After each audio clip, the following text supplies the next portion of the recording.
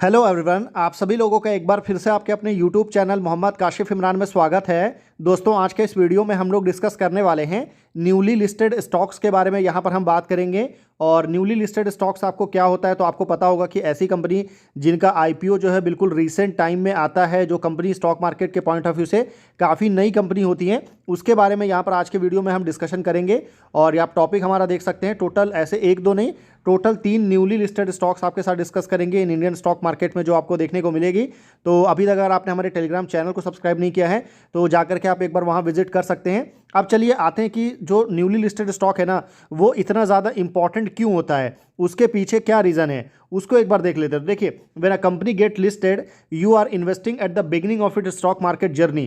देखिए, जब कभी भी कोई भी कंपनी स्टॉक मार्केट में लिस्ट होती है तो हर कंपनी की एक स्टॉक मार्केट में जर्नी होती है। और वो जर्नी में अगर आप बिल्कुल शुरू में अगर आप पार्टिसिपेट करते हैं तो बहुत ज़्यादा हाई पॉसिबिलिटी है कि अगर वो कंपनी आने वाले टाइम में काफ़ी अच्छा करती है तो आपको यहाँ पर काफ़ी ज़्यादा फायदा जो है वो हो सकता है। If the business grow well early investor can get multi bagger return. जो आपने हमेशा ये टर्म आपने सुना होगा स्टॉक मार्केट के पॉइंट ऑफ व्यू से कि मल्टी बैगर रिटर्न मिला, मल्टी बैगर। तो ये मल्टी बैगर तभी मिलता है जब आप अर्ली इन्वेस्टमेंट करते हैं, या किसी भी कंपनी में अर्ली इन्वेस्टमेंट या अर्ली एंट्री अगर आप लेते हैं ना, तो मल्टी बैगर का जो पोटेंशियल है वो आपको काफ़ी ज़्यादा मिलता है, काफ़ी ज़्यादा पॉसिबिलिटी बनती है। और इससे बहुत सारे एग्जांपल्स भी है, जैसे कि अर्ली इन्वेस्टर जो कंपनी में, जैसे आप डीमार्ट हो गया, आईआरसीटीसी हो गया, एवेन्यू सुपरमार्ट हो गया, ऐसी बहुत सारी कंपनी है जिन कंपनीज में अगर आपने शुरू में अर्ली इन्वेस्टमेंट अगर आपने किया होगा आईपीओ के टाइम पे या आईपीओ के बाद में, तो आपने इसका जो पोटेंशियल, जब कंपनी ग्रो करती है तो आपको काफ़ी फायदा जो है वो देखने को मिलता है। और मोस्ट जो न्यूली लिस्टेड कंपनी होती है वो आपको, जब कभी भी कोई भी कंपनी स्टॉक मार्केट में आती क्यों है,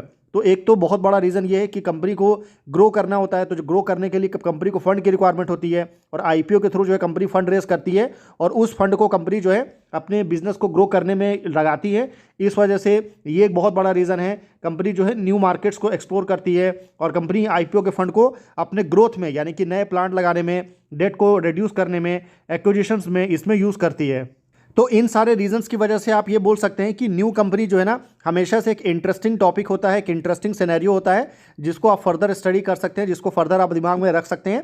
अब देखिए, ऐसा नहीं है कि जो कंपनी भी न्यूली लिस्टेड होती है उसमें सारी चीज़ें पॉजिटिव ही रहती है, कुछ आपको नेगेटिव भी होती है। क्योंकि सबसे बड़ा नेगेटिव पॉइंट ये है कि उस कंपनी का ट्रैक रिकॉर्ड आपके पास नहीं है। जैसे फॉर एग्जांपल के लिए मैं कोई कंपनी बताता हूँ स्टॉक मार्केट में, अगर आप देखेंगे जिसमें आपको बहुत सारे, मतलब लास्ट कंपनी ने पिछले 5 सालों में कैसा परफॉर्मेंस दिखाया है, पिछले 10 सालों में कंपनी ने कैसा परफॉर्मेंस दिखाया है, ये सारा डेटा आपको इजीली मिल जाएगा अगर कंपनी इतने समय से लिस्टेड है। पर नई कंपनी जो होती है उसका ट्रैक रिकॉर्ड नहीं होता है, तो उस केसेस में ये काफ़ी रिस्की भी हो जाता है। मैनेजमेंट की क्वालिटी, यानी कि मैनेजमेंट कितना इफिशिएंट है, मैनेजमेंट किस तरीके से जो प्रॉब्लम्स आता है बिजनेस में उसको किस तरीके से मैनेजमेंट ने हैंडल किया है, ये सारा डेटा जो है वो आपको अवेलेबल नहीं होता है। तो ये भी एक बहुत बड़ा रिस्क होता है। और हाई आईपीओ, मतलब जब कभी आईपीओ वगैरह आता है तो वैल्यूएशन भी एक बहुत बड़ा कंसर्न होता है, क्योंकि हाइप के होने की वजह से क्या होता है ना कि ओवर वैल्यू स्टॉक हो जाता है। तो ये भी ध्यान रखिएगा। बाकी पोस्ट लिस्टिंग में वोलेटिलिटी, ये आपको शुरू के टाइम में देखने को मिलता है, मतलब लिस्टिंग होने के बाद कुछ समय तक जो है वोलेटिलिटी रहता है, उसके बाद कंपनी जो है वो आपको स्टेबल हो जाती है। तो पॉजिटिव एंड नेगेटिव दोनों पॉइंट्स को आपको समझना बहुत ज़्यादा ज़रूरी है। अब चलिए आगे बढ़ते हैं, नेक्स्ट टॉपिक पर पार्टिसिपेट कर सकते हैं। Next topic obviously newly listed, आपको सिर्फ 3 कंपनी नहीं है, आपने नोटिस किया होगा रिसेंट टाइम में स्टॉक मार्केट में बहुत सारी कंपनी लिस्टेड हुई है। तो अगर आप चाहते हैं कि फर्दर हम इस टॉपिक को और एक्सप्लोर करें तो सिंपली आप कमेंट में 1 लिख सकते हैं। तो आने वाले टाइम में हम और स्टॉक जो है इस सेगमेंट से रिलेटेड उसको हम डिस्कस करेंगे। बाकी जो सेकंड टॉपिक है मैं पूरी कोशिश करूंगा कि नेक्स्ट रिसाइकलिंग इंडस्ट्री से रिलेटेड डिस्कशन जो है वो आगे कंटिन्यू करूं। तो इसमें अगर आप इंटरेस्टेड हैं तो सिंपली आप कमेंट में 2 लिख सकते हैं।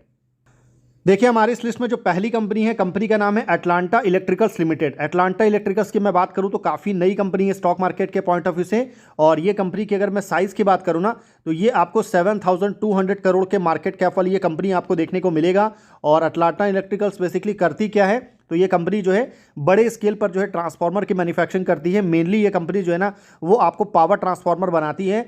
और इस कंपनी के बिजनेस के ऊपर अगर आप आएंगे तो यहाँ पर आपको जान के हैरानी होगी कि ये कंपनी स्टॉक मार्केट के पॉइंट ऑफ व्यू से भले नहीं है, पर ये कंपनी ट्रांसफार्मर का जो बिजनेस है, ट्रांसफार्मर का जो मैन्युफैक्चरिंग है, वो लास्ट आपको 30 ईयर से कंपनी इस बिजनेस में आपको देखने को मिलेगा। आपको एक्विजिशंस वगैरह भी कंपनी ने किया है 19 स्टेट्स एंड 3 यूनियन टेरिटरीज में। कंपनी के बिजनेसेस आपको देखने को मिलेगा। 63,000 आपको 60 MVA यानी कि मेगा वोल्ट एम्पियर की कैपेसिटी है कंपनी के पास में। तो एक अच्छे खासे ह्यूज कैपेसिटी आपको देखने को मिलेगा, क्योंकि ये जो कैपेसिटी है ना वो इंडिया की टॉप ट्रांसफार्मर मैन्युफैक्चरिंग जो कंपनी है ना उसमें अगर आप टॉप 5 कंपनी का लिस्ट अगर आप बनाएंगे तो उसमें आपको एटलांटा इलेक्ट्रिकल्स आपको जरूर देखने को मिलेगा, क्योंकि वोल्टैम ट्रांसफार्मर अगर आप देखेंगे तो 14,000 MVA देखने को मिलेगा। शिल्चर टेक्नोलॉजी भी आपको काफ़ी कम आपको कैपेसिटी है, तो उस हिसाब से एटलांटा के काफ़ी इंप्रेसिव नंबर है। 3,21,451 स्क्वायर फीट पे कंपनी का मैन्युफैक्चरिंग प्लांट आपको फैला हुआ है। सबसे अच्छी बात है कि कंपनी का ऑर्डर बुक काफ़ी इंप्रेसिव है। 2,100 करोड़ से ज़्यादा का ऑर्डर बुक है कंपनी के पास में। टोटल 5 मैन्युफैक्चरिंग प्लांट आपको देखने को मिलेगा और काफ़ी ज़्यादा डिमांड हमको आ रही है। मैं पर्टिकुलर अगर मैं बात करूँ तो ट्रांसफार्मर की, तो इससे यहाँ पर कंपनी को काफ़ी ज़्यादा फायदा हो रहा है। और इसमें आपको furnace transformer, inverter duty transformer, power transformer, auto transformer सब कंपनी ये आपको बनाती है।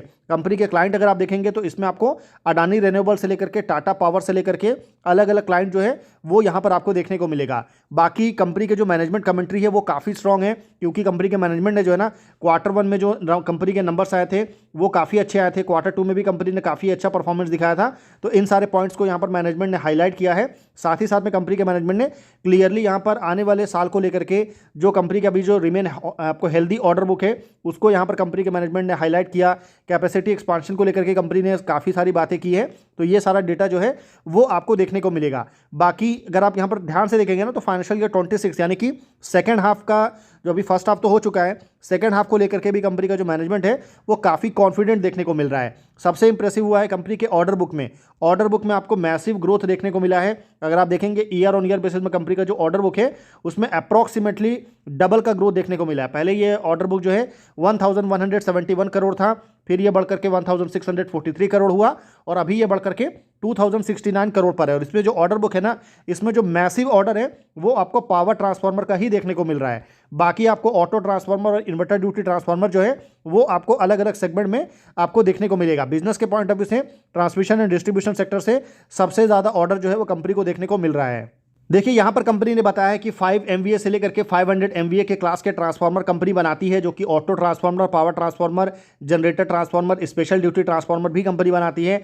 अलग अलग साइज आपको यहाँ पर देखने को मिलेगा। कंपनी के जो ट्रांसफार्मर है वो कौन कौन सी इंडस्ट्री में यूज़ होता है, तो यूटिलिटी से लेकर के, कमर्शियल बिल्डिंग से लेकर के, रिन्यूएबल एनर्जी के इंस्टॉलेशन से लेकर के आपको इलेक्ट्रोकेमिकल इंडस्ट्री में भी जो है इसको यूज़ किया जाता है। बाकी अगर आप देखेंगे तो कंपनी ने एक एक्विजिशंस वगैरह भी किया है और ये एक्विजिशंस किसका है, तो ये आपको acquisition of Atlanta Trafo private limited, ये 100% कंपनी ने सब्सिडी बना दिया है और ये भी आपको ट्रांसफार्मर रिएक्टर रेंज में आपको देखने को मिलेगा। इंटरनेशनल स्टैंडर्ड का मैन्युफैक्चरिंग फैसिलिटी है इस प्लांट के पास में in Gujarat with cutting edge machinery and modern testing facility आपको देखने को मिलेगा। यहाँ पर आपको सारा डेटा वगैरह आपको दिया हुआ है कि कितने में ये एक्विजिशंस वगैरह हमको देखने को मिला। 260 करोड़ में कैपेसिटी कितना अवेलेबल है, तो 15,780 MVA इसकी कैपेसिटी आपको देखने को मिलेगा। तो ये सारा डेटा है जो यहाँ पर आप देख सकते हैं। उसके अलावा कंपनी के केस में जो सबसे अच्छा बात है ना कि कंपनी का टोटल ओवरऑल स्ट्रेंथ अगर आप देखेंगे तो डाइवर्सिफाई रेंज ऑफ बिजनेस है कंपनी का, diversify range of transformer company बनाती है और यहाँ पर आपको प्रोडक्ट अप्रोच कंपनी का काफ़ी स्ट्रॉग है। ऑर्डर बुक हम ऑलरेडी आपके साथ डिस्कस कर चुके हैं। मैन्युफैक्चरिंग कैपेबिलिटी कंपनी की काफ़ी स्ट्रॉग है, क्योंकि 5 अलग अलग मैन्युफैक्चरिंग प्लांट है कंपनी के पास में। एक्सपीरियंस मैनेजमेंट है कंपनी के पास में, 30 ईयर का बिजनेस में एक्सपीरियंस है। फाइनेंशियल अप्रोच भी कंपनी का वो आपको काफ़ी स्ट्रॉग देखने को मिल रहा है। तो ये एटलांटा इलेक्ट्रिकल्स के कुछ की स्ट्रेंथ आपको देखने को मिलेगा। बाकी कंपनी का जो प्लांट्स है, क्योंकि जो 5 प्लांट मैंने बोला ना वो कहाँ कहाँ पर आपको देखने को मिलेगा, तो यहाँ पर आप देख सकते हैं एक प्लांट आपको आनंद गुजरात में है, एक यूनिट 1 है, यूनिट 2 भी वहीं पर है, एक प्लांट आपको बैंगलोर कर्नाटका में देखने को मिलेगा, एक आपको वडोद गुजरात में है और एक प्लांट जो है ना वो अटलांटा ये जो ट्रैफो प्राइवेट लिमिटेड जो अभी कंपनी ने खरीदा है जिसकी कैपेसिटी 15,780 MVA थी और इसके साथ ही टोटल कैपेसिटी जो है ना वो 63,000 पर पहुंचा है, क्योंकि पहले कंपनी की जो कैपेसिटी है वो आपको 48,000 MVA के आसपास देखने को मिल रहा था। जो नई अभी सब्सिडी खरीदने के बाद में कंपनी की जो टोटल कैपेसिटी है वो यहाँ पर आपको बढ़ चुका है। इसमें कंपनी का जो खुद का जो 4 प्लांट है ना, इसमें जो सबसे बड़ा प्लांट है वो आपको वडोद गुजरात वाला ही है, जो 30,000 MVA कैपेसिटी का आपको देखने को मिलेगा। काफ़ी बड़ा प्लांट है। बाकी जो प्लांट है वो छोटे छोटे हैं, उतना ज़्यादा उसकी कैपेसिटी नहीं है, तो ये आप ध्यान में रख सकते हैं। बाकी ट्रांसफार्मर को जो इंडस्ट्री है वो काफ़ी मैसिव ग्रोथ हमको देखने को मिल रहा है। पर्टिकुलर अगर मैं इंडिया में पावर ट्रांसफार्मर का मार्केट अगर आप देखेंगे ना तो 26 to 27% के CAGR से इस ट्रांसफार्मर के सेगमेंट में आपको ग्रोथ देखने को मिल सकता है। बाकी अगर मैं स्पेशलिटी ट्रांसफार्मर की बात करूं तो 17% के CAGR से ये मार्केट भी यहाँ पर आपको ग्रो कर रहा है। तो ये कुछ पॉइंट्स हैं जिसको यहाँ पर आप देख सकते हैं। और अटलांटा इलेक्ट्रिकल्स आने वाले टाइम में, अभी रिसेंट टाइम में कंपनी ने एक्विजिशन भी किया है, पर फर्दर भी कंपनी अपने बिजनेस को एक्सपांड करने वाली है, उसके लिए कंपनी कैपेक्स कर रही है। और अटलांटा इलेक्ट्रिकल्स अप्रूव किया है मैनेजमेंट ने 65 crore capex for new manufacturing facility, report से स्ट्रॉन्ग Q2 फाइनेंशियल ईयर 26 के लिए। तो ये सारा पॉइंट है जो आप ध्यान में रख सकते हैं। अब अगर मैं आपको कंपनी के नंबर्स में आऊँ तो यहाँ पर अगर आप देखेंगे ना तो 23 में 874 करोड़ का रेवेन्यू था, जो कि घट करके 868 करोड़ पर हुआ। उसके बाद कंपनी के रेवेन्यू में अच्छा ग्रोथ देखने को मिला और यह बढ़ करके 1244 करोड़ आपको देखने को मिला। तो ईयर ऑन ईयर में यहाँ पर तो अच्छा ग्रोथ है 43% का, पर यहाँ पर जो ग्रोथ है ना वो 1% के आसपास आपको नेगेटिव ग्रोथ देखने को मिल रहा है। तो ये थोड़ा आपको स्टेबल ग्रोथ आप बोल सकते हैं, मतलब फ्लैट लाइन है। पर यहाँ पर रिसेंट ईयर में कंपनी ने शानदार ग्रोथ जो है वो रेवेन्यू में आपको दिखाया है, और वही आपको प्रॉफिट में भी देखने को मिलेगा। क्योंकि प्रॉफिट अगर आप देखेंगे ना तो 87 से घट करके 64 करोड़ और 64 करोड़ से बढ़ करके 119 करोड़ पर कंपनी का नेट प्रॉफिट है। नेट प्रॉफिट बढ़ा क्यों है, इसके पीछे बहुत बड़ा रीज़न है कंपनी का ऑपरेटिंग प्रॉफिट मार्जिन, जो कि आपको 14% से बढ़ करके 16% पर पहुंच चुका है। तो ये ध्यान रखिएगा, मार्जिन कंपनी का बड़ा है, जो कि एक बड़ा पॉजिटिव पॉइंट है, और इसकी वजह से नेट प्रॉफिट जो है कंपनी का वो हमको बढ़ते हुए देखने को मिल रहा है। बाकी अगर मैं अटलांटा इलेक्ट्रिकल्स के फंडामेंटल के ऊपर अगर मैं आऊँ तो यहाँ पर आप ध्यान देंगे ना तो मार्केट कैप जो है कंपनी का 7100 7200 जो मैंने बताया था। ROE एंड ROC काफ़ी इंप्रेसिव है 41 एंड 50%, और डेट देखेंगे तो 362 करोड़ का डेट है कंपनी के ऊपर में। और अच्छी बात यह है कि जो रिजर्व है ना वो आपको 770 करोड़ आपको देखने को मिलेगा। तो डेट भले कंपनी के पास में है पर रिजर्व भी अच्छा खासा है, और इस वजह से जो डेट टू इक्विटी है वो आपको कंट्रोल में है। सबसे इंटरेस्टिंग है इस कंपनी का वैल्यूएशन, क्योंकि वैल्यूएशन अगर आप देखेंगे तो स्टॉक आपको ओवर वैल्यू है पी के हिसाब से, पर पे रेशियो के हिसाब से देखेंगे तो स्टॉक आपको अंडर वैल्यू देखने को मिलेगा। बाकी शेयर होल्डिंग पैटर्न, क्योंकि कंपनी बिल्कुल नई है तो अभी बहुत ज़्यादा डेटा अवेलेबल नहीं है। प्रमोटर के पास में अभी जो रिसेंट लिस्टिंग हुआ था तो प्रमोटर की होल्डिंग घट करके 87% हुआ, FII की 2.19, म्यूचुअल फंड की 3.86 और पब्लिक की होल्डिंग जो है वो आपको 6.67 देखने को मिलेगा। तो हालांकि अभी आने वाले एक साल के अंदर में प्रमोटर की जो होल्डिंग है वो आपको पता है, जो सेबी का स्टैंडर्ड रूल है 75% यहाँ तक आएगा, तो अभी प्रमोटर की होल्डिंग जो है वो आपको डाइल्यूट होगी। तो ये देखना इंटरेस्टिंग होगा कि प्रमोटर जो अपनी होल्डिंग को डाइल्यूट करेंगे तो FII DI जो है ना उनका मूव कैसा रहता है, क्या उनकी होल्डिंग जो है वो आने वाले टाइम में बढ़ती है या फिर आपको पब्लिक की होल्डिंग बढ़ती है। तो अगर आपको इंस्टीट्यूशन की होल्डिंग बढ़ती है तो ये एक बड़ा पॉजिटिव पॉइंट होगा, और आने वाले क्वार्टर्स में म्यूचुअल फंड का FII का मूव कैसा रहता है ये काफ़ी इंटरेस्टिंग होगा। तो इसके ऊपर में अपनी नज़र जो है वो आप बना करके रख सकते हैं। अब चलिए आगे बढ़ते हैं, सेकंड कंपनी की बात करते हैं जो कि काफ़ी छोटी कंपनी है। कंपनी का नाम क्या है, तो कंपनी का नाम है Anand Rathi share and stock brokers limited. और ये जो कंपनी है आपको बता दूं कि ओनली 3600 करोड़ की कंपनी है मार्केट कैप वाली। और जितनी छोटी ये कंपनी है ना, कंपनी का बिजनेस क्या है तो नाम से आप समझ सकते हैं, स्टॉक ब्रोकर का बिजनेस है कंपनी का। तो स्टॉक को ब्रोकिंग का काम करती है, जैसे आपने जीरोधा हो गया, ग्रो ऐप हो गया, कुछ इसी तरीके का बिजनेस है। ब्रोकर का कंपनी आपको काम करती है। और यहाँ पर देखिए ब्रोकर का रोल क्या होता है, आपको पता होगा कि अगर आपको BSE में या फिर NSE में अगर आपको कोई स्टॉक खरीदना है तो आप डायरेक्ट तो खरीद नहीं सकते हैं, उसके लिए आपको ब्रोकर की रिक्वायरमेंट होती है। और पहले ये जो ब्रोकर है वो इंडिविजुअल आपको लोग होते थे जो BSE NSE में आपको जो क्लाइंट्स के शेयर्स, क्लाइंट के लिए जो शेयर्स है वो खरीदते थे, पर अभी सारी चीज़ें ऑनलाइन आ गया है। तो इस वजह से आपको अलग अलग प्लेटफॉर्म देखने को मिलेगा, ऑनलाइन में भी और ऑफलाइन में भी। तो वही उसी में से एक प्लेटफॉर्म में से आनंद राठी, ये भी एक बड़ा नाम है। आनंद राठी खुद का आपको पता है वेल्थ मैनेजमेंट करने का भी कंपनी का काम है, Anand Rathi wealth management limited करके, जिसका जो AUM है ना, एसेट अंडर मैनेजमेंट, वो 1 लाख करोड़ से ज़्यादा है। तो वो काफ़ी इंपॉर्टेंट कंपनी है।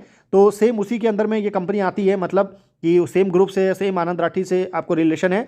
तो इस वजह से भी आपको एक वर्ड ऑफ माउथ का भी काफ़ी पॉजिटिव इंपैक्ट होता है। और यहाँ पर अगर आप देखेंगे तो कंपनी ने क्वार्टर ऑन क्वार्टर में भी ज़बरदस्त रेवेन्यू दिखाया था, 227 करोड़ का 13% का ग्रोथ हमको देखने को मिला। EBITDA आपको 92 करोड़ है, नेट प्रॉफिट ज़बरदस्त है 27 करोड़ का।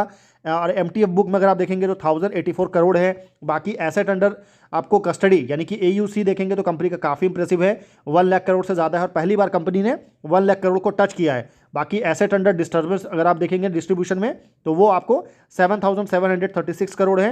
बाकी एक्टिव क्लाइंट कंपनी के पास में कितने हैं, तो टोटल क्लाइंट जो भी हो, एक्टिव क्लाइंट सबसे ज़्यादा इंपॉर्टेंट होता है किसी भी ब्रोकर के लिए, तो वो आपको यहाँ पर 1,49,849 क्लाइंट आपको देखने को मिलेगा। डेट टू इक्विटी कंपनी में कंट्रोल में है, तो ये कोई ज़्यादा दिक्कत की बात नहीं है। कंपनी ने अपने डेट को काफ़ी हद तक कम किया है। और यहाँ पर अगर आप ध्यान से देखेंगे ना तो कंपनी का जो टोटल रेवेन्यू है जैसे 227 करोड़ का रेवेन्यू कंपनी ने भी Q2 में जनरेट किया। इसमें से जो ब्रोकिंग सेगमेंट से रेवेन्यू है कंपनी का वो सबसे ज़्यादा है 115 करोड़ का, टोटल रेवेन्यू का 51%। बाकी जो नॉन बैंकिंग सेगमेंट से आ रहा है ना वो आपको 68 करोड़ का रेवेन्यू है और 43 करोड़ का रेवेन्यू जो है वो अदर इनकम से यानी कि डिस्ट्रीब्यूशन इनकम से हमको देखने को मिल रहा है। तो ये टोटल बिजनेस मॉडल आप देख सकते हैं। जो एक्टिव क्लाइंट्स के बारे में जो मैंने आपसे बात किया था वो आप यहाँ पर देख सकते हैं। कंपनी के एक्टिव क्लाइंट्स वगैरह जो है वो आपको यहाँ पर टोटल नंबर देखने को मिलेगा। सेगमेंट वाइज जो ब्रोकरेज इनकम है वो आप यहाँ पर क्लियरली देख सकते हैं। बाकी फर्दर अगर मैं बात करूँ तो जो एसेट अंडर कस्टडी है कंपनी का AUC जो है वो आपको यहाँ पर बढ़ रहा है। ईयर ऑन ईयर बेसिस में AUC में 39% का ग्रोथ हमको देखने को मिल रहा है। टोटल क्लाइंट जो है कंपनी के पास में 9,57,265 है और एक्टिव क्लाइंट यहाँ पर आप देख सकते हैं। जितना ज़्यादा एक्टिव क्लाइंट होगा उतना ज़्यादा ट्रेडिंग होगा, उतना ज़्यादा इन्वेस्टमेंट होगा और उसके बेसिस पर उतना ज़्यादा फीस कंपनी चार्ज करेगी और उतना ज़्यादा आपको रेवेन्यू देखने को मिलेगा। तो ये सारा डेटा जो है आप ज़रूर देखिएगा। बाकी ब्रोकिंग सेगमेंट में आपको काफ़ी पैन इंडिया नेटवर्क है कंपनी के पास में। टोटल आप देख सकते हैं 71% ऑफ टोटल एक्टिव क्लाइंट जो है वो कंपनी के टायर 2 एंड टायर 3 सिटीज़ से आते हैं और कंपनी के हर सिटीज़ में नेटवर्क जो है 92 ब्रांचेस है कंपनी के पास में। 1,250 ऑथोराइज पर्सन है कंपनी के पास में जो कि 336 सिटीज़ में फैला हुआ है। हर स्टेट में देखेंगे तो MP में 13 है, महाराष्ट्र में 47 सिटीज़ में कंपनी का रीच है, कर्नाटका में 31 सिटीज़, वैसे छत्तीसगढ़ है, वैसे नॉर्थ ईस्ट के स्टेट है। तो ऑल ओवर इंडिया जो है कंपनी आपको अच्छा खासा रीच जो है वो आपको देखने को मिलेगा। बाकी फर्दर अगर आप देखेंगे तो मार्जिन ट्रेड फैसिलिटी सेगमेंट भी कंपनी का वो हमको काफ़ी अच्छा देखने को मिल रहा है। 41% का ग्रोथ हमको यहाँ पर भी देखने को मिला है।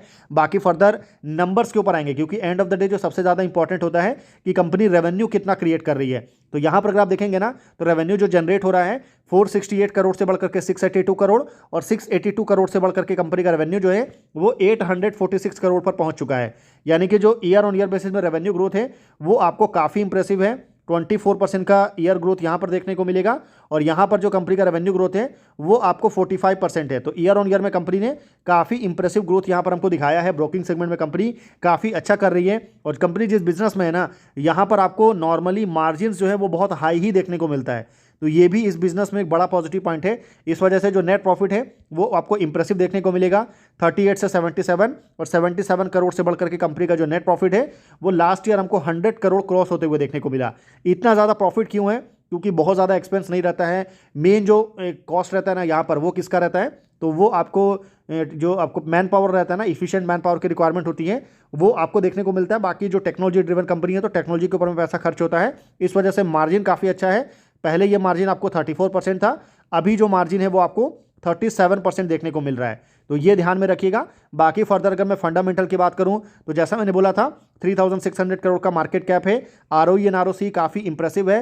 डेट कंपनी के ऊपर में है 1200 करोड़ का डेट है। डेट टू इक्विटी 0.93 है। वैल्यूएशन के ऊपर अगर आप आएंगे तो स्टॉक आपको ओवर वैल्यू देखने को मिलेगा। बाकी शेयर होल्डिंग पैटर्न क्योंकि ये भी नई कंपनी है तो बहुत ज़्यादा डेटा है नहीं। प्रमोटर की 69.90%, FII की 2.83, म्यूचुअल फंड की होल्डिंग काफ़ी शानदार है 9.42 की और पब्लिक की होल्डिंग यहाँ पर आपको 17.87 देखने को मिल रहा है। बस ये देखना इंटरेस्टिंग होगा कि आने वाले क्वार्टर में जो है ना ये FII का मूव कैसा रहता है, उसके ऊपर में आप अपनी नज़र जो है वो ज़रूर बना करके रखिएगा। अब चलिए आगे बढ़ते हैं, लास्ट कंपनी की बात करते हैं जो कि ऑटो एंसिलरी सेक्टर की कंपनी है। कंपनी का नाम क्या है? तो कंपनी का नाम है Tenneco clean air India limited. ये कंपनी साइज में काफ़ी बड़ी है। 18,000 करोड़ का मार्केट कैप आपको यहाँ पर देखने को मिलेगा इस कंपनी में। तो अच्छी बात है, स्टेबल साइज है कंपनी का। और कंपनी ऑटो एंसिलरी यानी कि ये जो कंपनी है ना ऑटोमोबाइल के लिए पार्ट्स बनाती है। क्या क्या पार्ट्स होता है? तो पावर ट्रेन के प्रोडक्ट हो गया, क्लीन एयर प्रोडक्ट हो गया, ये सब कंपनी आपको स्पार्क प्लग वगैरह ये सब आपको बनाती है।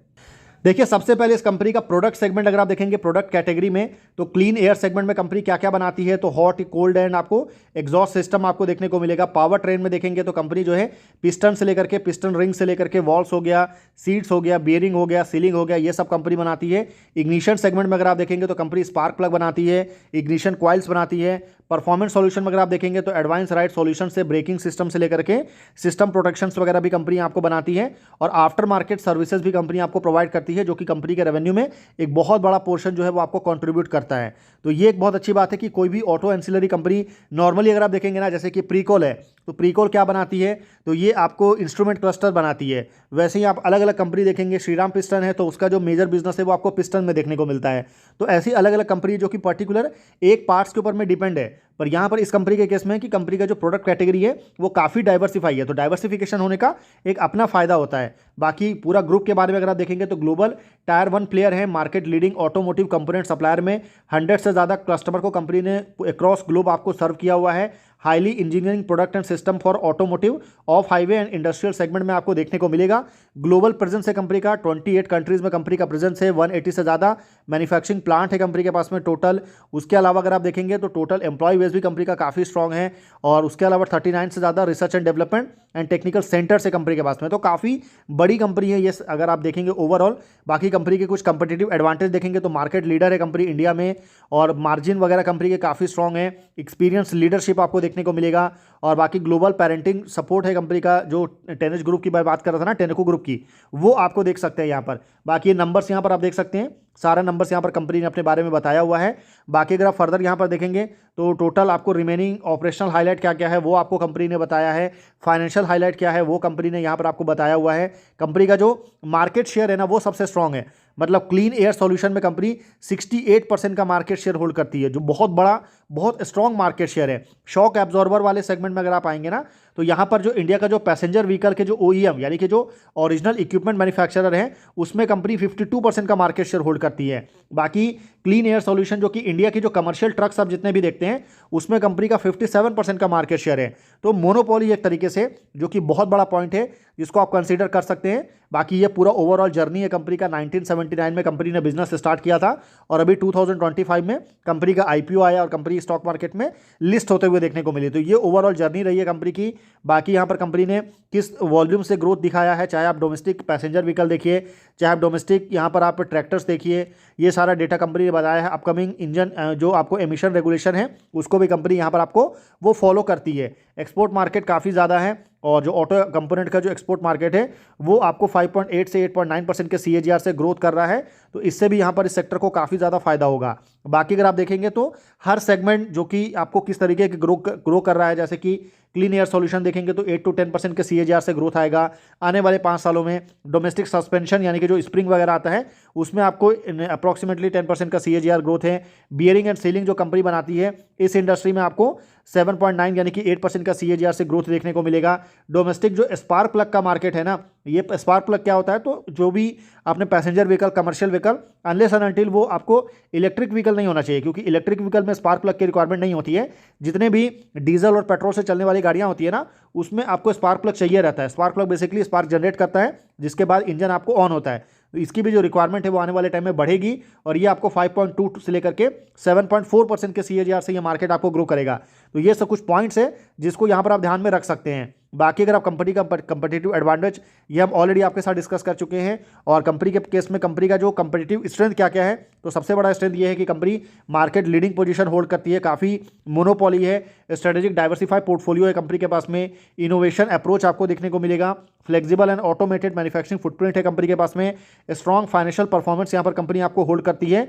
तो ये कुछ पॉइंट्स है जो आप देख सकते हैं। बाकी फर्दर देखेंगे तो ये टोटल कंपनी ने अपने सारे पॉइंट्स आपको बताया है कि क्या क्या मार्केट शेयर जो हमने आपके साथ डिस्कस किया था ना वही सारे पॉइंट्स है, और उसके अलावा कंपनी कौन कौन से ओरिजिनल इक्विपमेंट मैन्युफैक्चरर हैं उनके लिए कितने सालों से कंपनी काम कर रही है वो यहाँ पर आपको डेटा देखने को मिलेगा। बाकी कंपनी का जो 12 मैन्युफैक्चरिंग प्लांट है, 2 रिसर्च एंड डेवलपमेंट सेंटर है, वो कहाँ कहाँ पर है, तो मैक्सिमम प्लांट जो है वो आपको महाराष्ट्र में देखने को मिलेगा, एक आपको सानद में कंपनी का यहाँ पर प्लांट है, बाकी आपको बावल हो गया, भिवंडी हो गया, ये वाले कुछ रीजन हैं। तमिलनाडु आपको पता है कि ऑटोमोबाइल के लिए एक बहुत बड़ा हब है, होसूर करके जगह है, चेन्नई है, तमिलनाडु पौंडीचेरी है, ये कुछ रीजन में भी कंपनी का अच्छा खासा प्लांट है वो हमको देखने को मिल रहा है। वहीं अगर मैं इस कंपनी के रेवेन्यू की बात करूं तो रेवेन्यू अगर आप देखेंगे ना तो 4,827 करोड़ से बढ़ करके 5,468 करोड़ पर रेवेन्यू आया, पर रिसेंट ईयर में थोड़ा रेवेन्यू डिक्लाइन हुआ और घट करके 4,890 करोड़ देखने को मिला, यानी कि ईयर ऑन ईयर में यहाँ पर तो कंपनी ने अच्छा ग्रोथ दिखाया था 13% का, पर रिसेंट ईयर में कंपनी के लिए उतना अच्छा नहीं रहा और कंपनी का रेवेन्यू जो है वो घट करके 10% का नेगेटिव आपको रेवेन्यू में ग्रोथ जो है वो हमको देखने को मिला, नेगेटिव ग्रोथ। इस वजह से जो नेट प्रॉफिट है वो भी आपको वैसे ही देखने को मिलेगा, 381 करोड़ से बढ़ करके 417 करोड़, और उसके बाद जो है ना यहाँ पर बढ़ करके 553 करोड़ पर आया। तो आपके माइंड में क्वेश्चन आएगा कि फाइनेंशियल ईयर 24 में कंपनी का रेवेन्यू ज़्यादा था, 25 में कंपनी का रेवेन्यू जो है वो कम था, तो उसके बावजूद कंपनी का जो नेट प्रॉफिट है वो इतना ज़्यादा क्यों है? तो इसके पीछे जो सबसे बड़ा रीज़न है वो है कंपनी का ऑपरेटिंग प्रॉफिट मार्जिन। अगर आप कंपनी के मार्जिन्स को ध्यान से देखेंगे ना, तो ये 11% से बढ़ करके 17% पर आ चुका है। तो 6% का जो ग्रोथ है वो आपको ओवरऑल कंपनी के मार्जिन में देखने को मिल रहा है, और 6% का ग्रोथ बहुत बड़ा ग्रोथ होता है। इसकी वजह से आपको ओवरऑल यहाँ पर जो है ना, ये नेट प्रॉफिट में जो है आपको अच्छा ग्रोथ देखने को मिलेगा। बाकी फर्दर मैं फंडामेंटल की बात करूं तो 17,000 करोड़ से ज़्यादा का मार्केट कैप है, जैसा मैंने बताया था 18,000 करोड़। आरओई एंड आरओसी काफ़ी ज़्यादा स्ट्रॉन्ग है कंपनी का, 42 एंड 57%। डेट कंपनी के ऊपर में है नहीं, पूरी तरह से डेट फ्री कंपनी है। रिजर्व आपको 500 करोड़ से ज़्यादा देखने को मिलेगा। इस वजह से जो डेट टू इक्विटी है वो भी काफ़ी कंट्रोल में है। वहीं अगर मैं इसके वैल्यूएशन की बात करूं तो पी के हिसाब से स्टॉक आपको फेयरली वैल्यूएशन के ऊपर में अवेलेबल है। बाकी शेयर होल्डिंग पैटर्न की अगर मैं बात करूं तो नई कंपनी है, प्रमोटर की 75% के आसपास होल्डिंग है, एफआईआई 4.2, म्यूचुअल फंड भी काफ़ी अच्छी होल्डिंग होल्ड करते हैं 9.7%, और पब्लिक की होल्डिंग जो है वो आपको 11% देखने को मिल रहा है। तो ये ओवरऑल पूरा का पूरा शेयर होल्डिंग पैटर्न है। तो ये तीनों कंपनी थी जो कि अभी रिसेंट टाइम में स्टॉक मार्केट में लिस्ट हुई हैं। तीनों को अभी काफ़ी लंबा जर्नी जो है स्टॉक मार्केट में ट्रैवल करना है। अब ये देखना काफ़ी इंटरेस्टिंग होगा कि ये तीनों कंपनी आने वाले टाइम में किस तरीके से मार्केट में अपना रीच जो है वो बनाती हैं और कैसा वो परफॉर्मेंस करके दिखाती हैं। तो आई होप आपने वीडियो को एंड तक देखा होगा। अगर आपने वीडियो को एंड तक देखा है तो उसके लिए बहुत बहुत थैंक यू। बाकी मेरी तरफ से तीन में से किसी भी कंपनी को लेकर के हमारी तरफ से किसी भी तरह का कोई भी बाई सेल होल्ड का रिकमेंडेशन बिल्कुल भी नहीं है। वीडियो आपको इन्फॉर्मेटिव लगे तो आप वीडियो को लाइक कर सकते हैं, चैनल आपको पसंद आए तो आप चैनल को सब्सक्राइब कर सकते हैं। तो फिर मिलते हैं आपसे अगले वीडियो में, तब तक के लिए गुड बाय।